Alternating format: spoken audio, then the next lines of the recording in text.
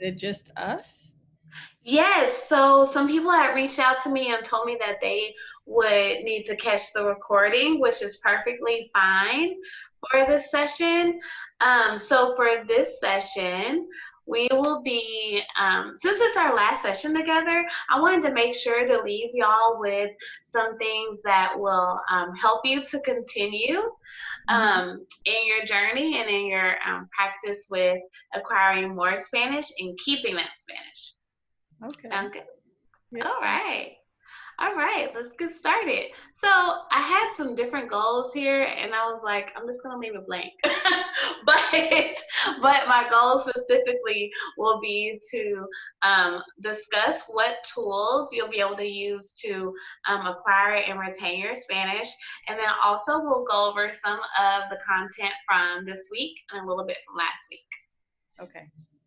Okay, so for each week, we kind of had a main goal, right? So Mm-hmm. our first main goal was confidence.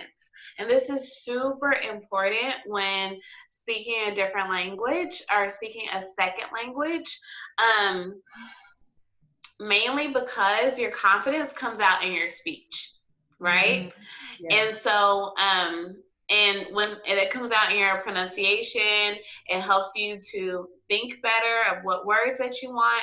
But even when you don't get the words that you want right then, it's okay because you're confident about it. Hmm. Does that make Okay. sense? Yes, that makes sense. Right? Right. Okay, so our goal number two is accuracy. Yeah. So it's great to be confident. And then while we're confident, we want to work on our accuracy Yeah. because that'll help us communicate the best way possible, especially with Spanish because there are some.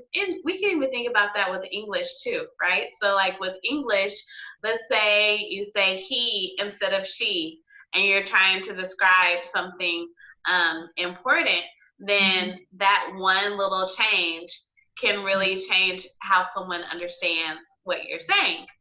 Yeah. So it's the same thing for Spanish. Yeah. So it's good that whatever we're practicing, we practice it as accurately as possible, so that we have a better return when we actually use it. Okay. I know you have some experience with Spanish. What do you usually do when you're unsure of what word to say? I try to use the words I know to describe it. If I can't remember the word, I try to describe it.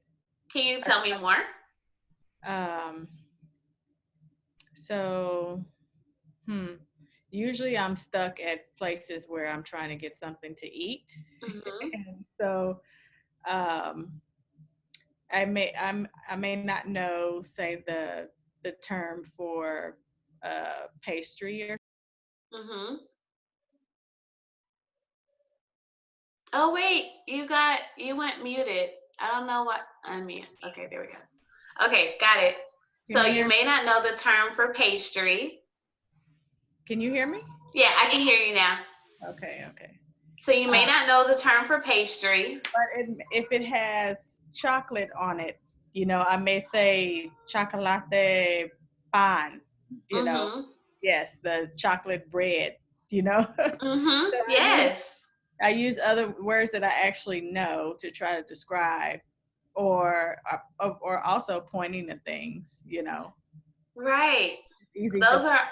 Those are all good methods. Both of those methods are really good because no matter how much you grow in your second language, you're usually going. It's really good to encounter things that you don't know because that's how you learn, Right, right? right. Um, so yeah, I have an experience where actually last week I was sitting with one of the bilingual teachers on our campus and one of the bilingual directors for the district, and we were just talking like normal. Oh, there's another person. There's Kahea. Okay. Hola, Kahea. Hola, Cajea. I heard her just a little. Oh, there you go. There you go. All right. We were talking a little bit about accuracy. I'm going to finish my sentence and then I'm going to get you back into the conversation. Okay. So, I was in this conversation with two bilingual teachers where I can't say one person's native language was Spanish. The other one, she was born here and everything, but still she's very fluent in Spanish. And they were trying to describe a synonym for mercado, for the word mercado. And when they were describing it, they were trying to figure out if it was a slang word or not. And accuracy was important because we're talking about using this word in a lesson. So what do? We looked it up. We Googled it. We Googled it right there. And Google confirmed what the word was, how it was spelled, and the proper definition for it. We're like, oh, okay, we were right. And then I learned a different word. I was like, oh, okay, that's a new word for me. Yeah. So with accuracy, it's super important. It's definitely okay to look up words as well. So using words that you know is great. Using gestures is great. And then looking up words. Any of those, a mixture of those three is good. Yeah, and the thing is that Spanish-speaking person is going to teach you the word. Once they figure out what you're asking for, they'll teach you the word. Yeah, so you learn the words. Yes. Yeah.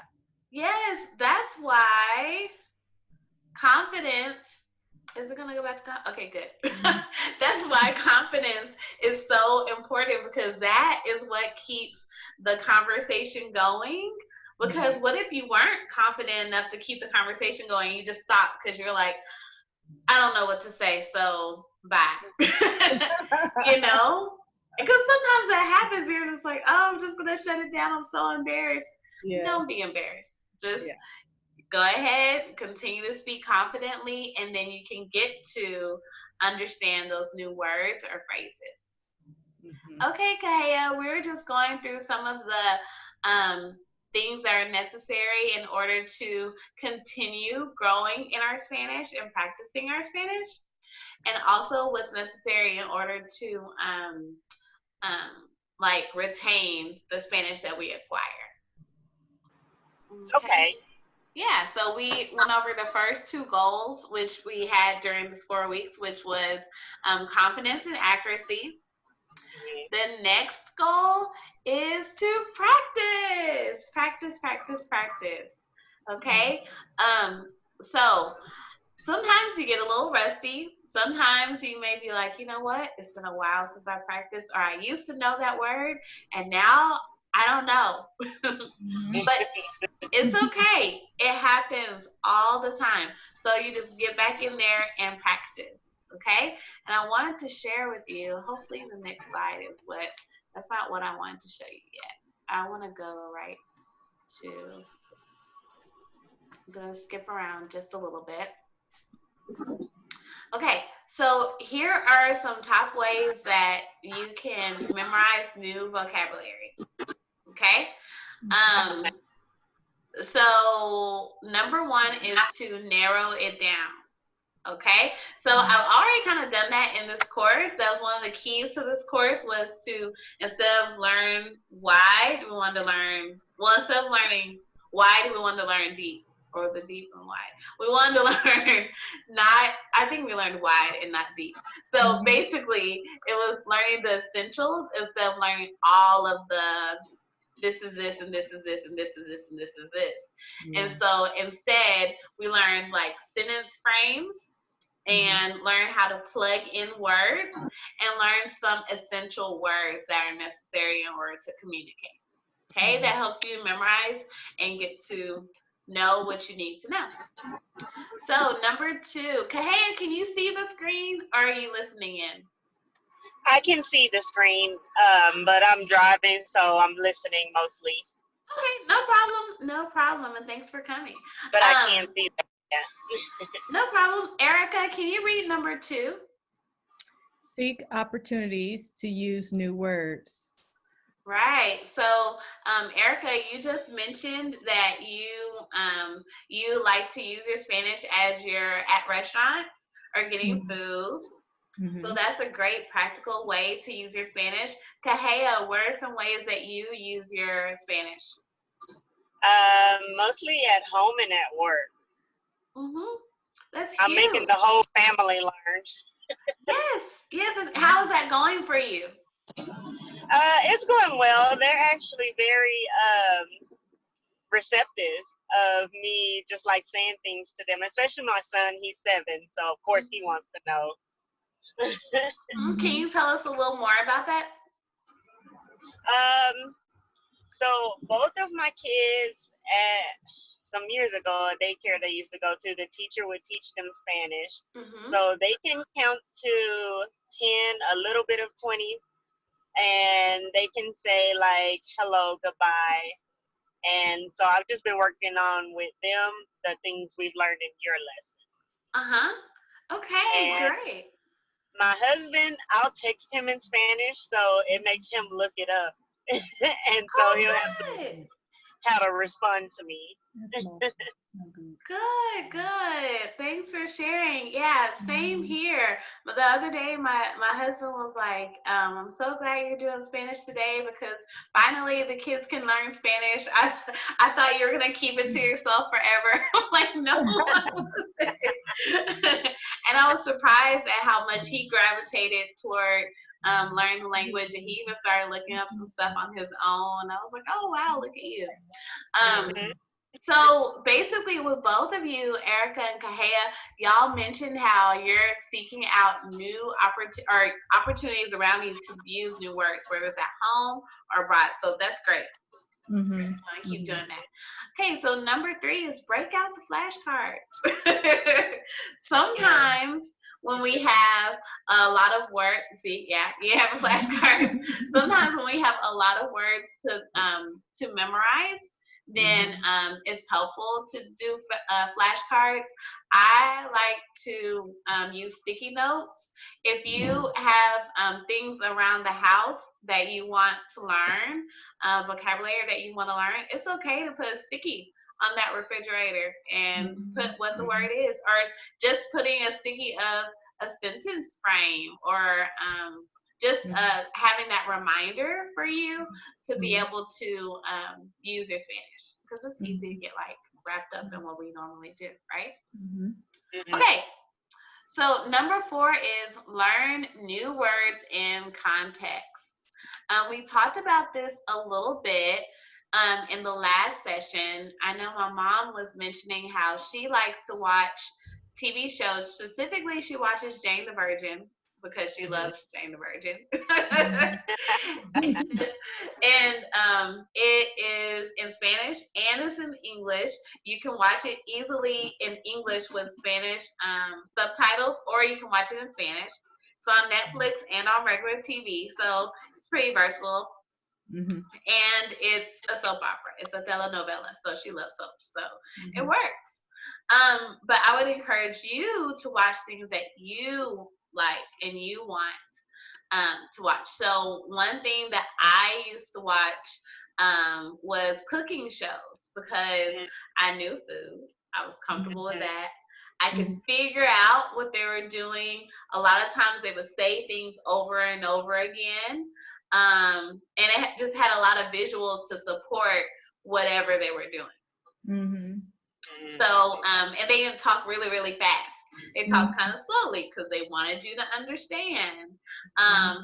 And I like cooking shows. I don't like to cook, but I like to watch the cooking shows.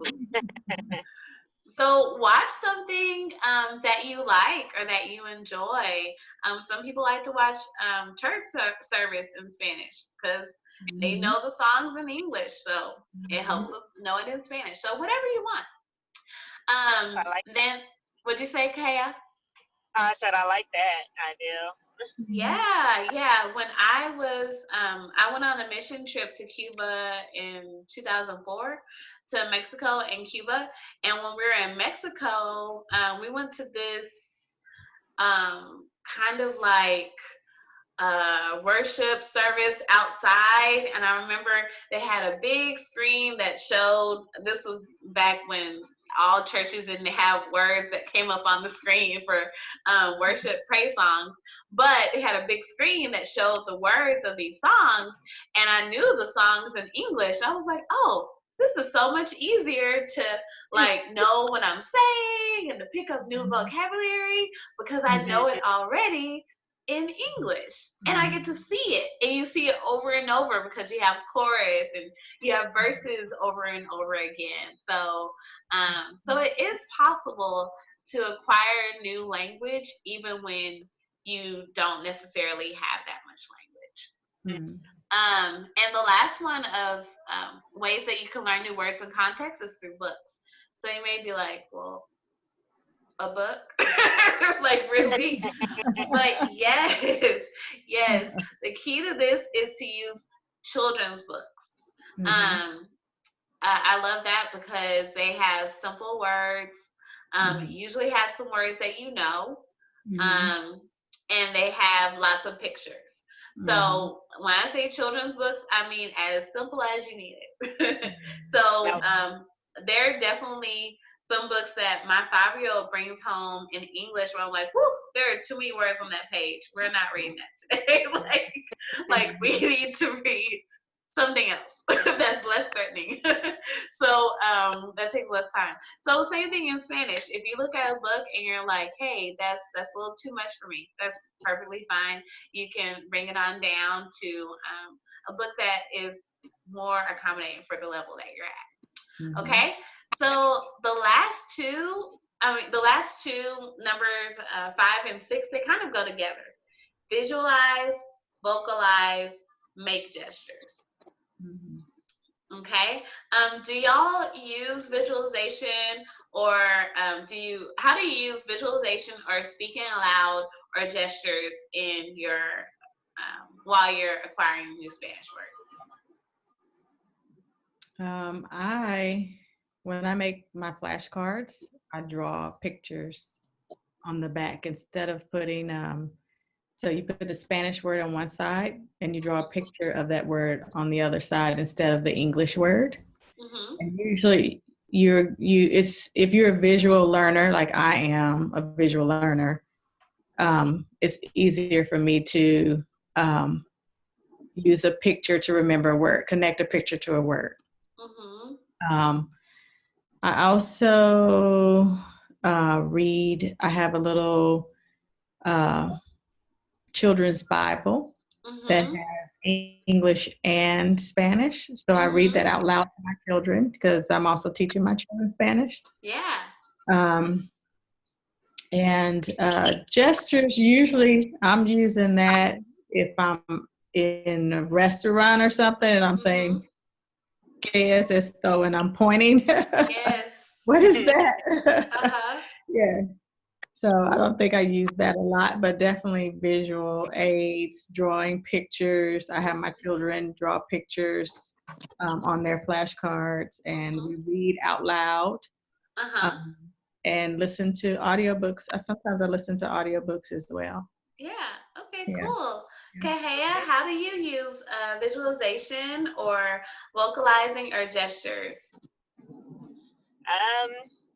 Well, I haven't with my Spanish yet. Like, I'm going to take Erica's ideals, by the way.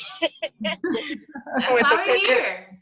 Yeah, with a picture on the back instead of the actual word. I think that's a greater way to learn it. But gestures, mostly at work. Like, if I know kind of like one word where I can get, like, we can understand each other and I'll point to something. So I may say it in Spanish, but in case I'm saying it wrong, I'm also pointing to something that may suggest like what I'm speaking of. Yeah. So I talk with my hands a lot, so I probably just gesture quite a bit. And that's good. That's really, really good. So between visualization, vocalizing, and gestures, just find what works the best for you. All 3 of those may work well for you. All 3 of those work well for me. I like to say it because it really helps me to practice pronunciation.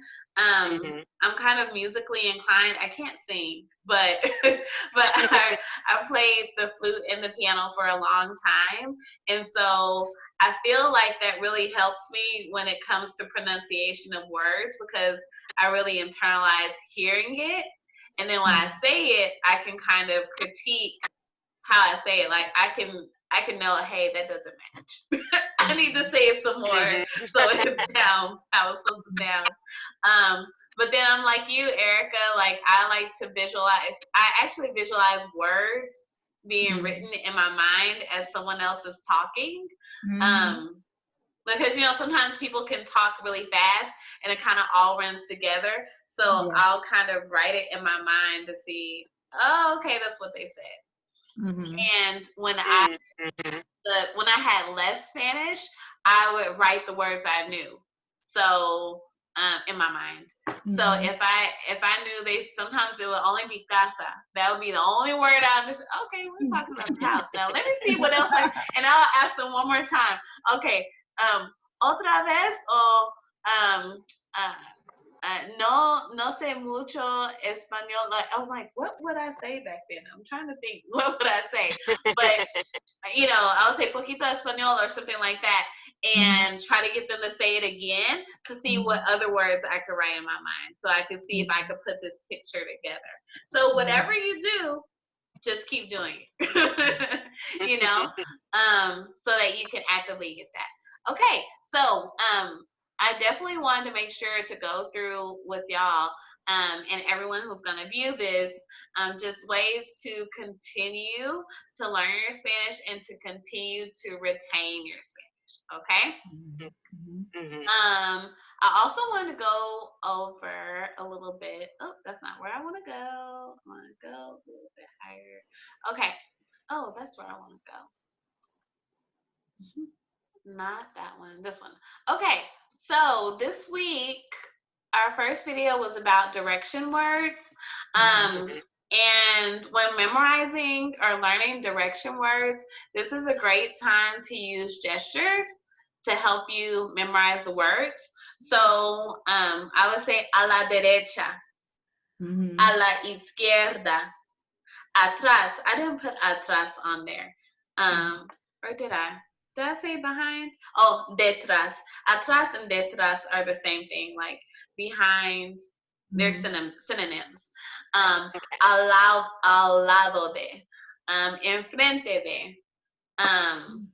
So I would do all those as I was memorizing things so that I could, really remember how it goes. So that's a great time to be able to use your directions, your gestures, and to draw too, right? So what I'm gonna do is I'm going to say these sentences to the right, and then y'all can repeat.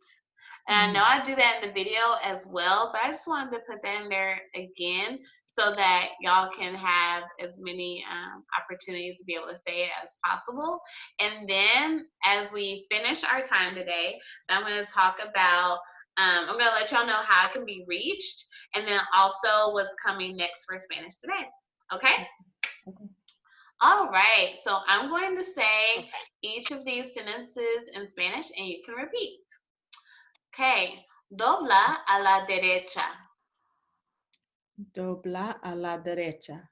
Muy bien. A la Okay, derecha. and that's turn to the right. All right, now turn to the left. Dobla a la izquierda. Dobla a la izquierda. Muy bien, muy bien. I love izquierda. I think when I first learned that word, I was like, oh, that's a challenge. I like it. Because all those different sounds in there. Okay. Right. Right. Camina todo derecho. Camina todo derecho. One more thing, as we were saying the word izquierda, it took me over a year to learn how to roll my R's. It took a long time for me to roll those R's. I just could not do it. So stay encouraged. But y'all have really good, everyone in class has really good pronunciation for beginners. Like it's really good. Okay, so va a la esquina.